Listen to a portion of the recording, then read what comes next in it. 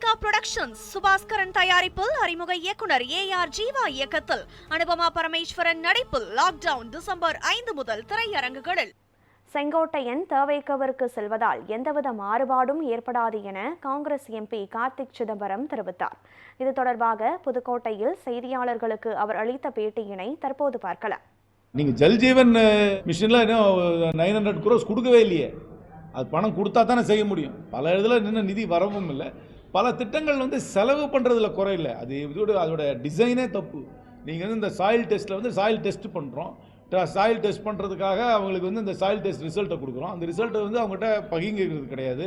அது அப்படியே பகிர்ந்துட்டாலும் அதனால என்ன பண்ணணுன்றது யாருக்கும் சொல்கிறது இல்லை. அதனால் சிலதுக்கெல்லாம் ரிசல்ட்டே இல்லை. ஏன்னா அது டிசைன் ஃப்ளாவே இருக்குது நிறையா. இதில் இந்த மாதிரி ஸ்மால் சப்சிடி கொடுக்குறோம். 5000 ரூபா 10,000 ரூபா சப்சிடி கொடுக்குறோம் விவசாயிகளுக்கு.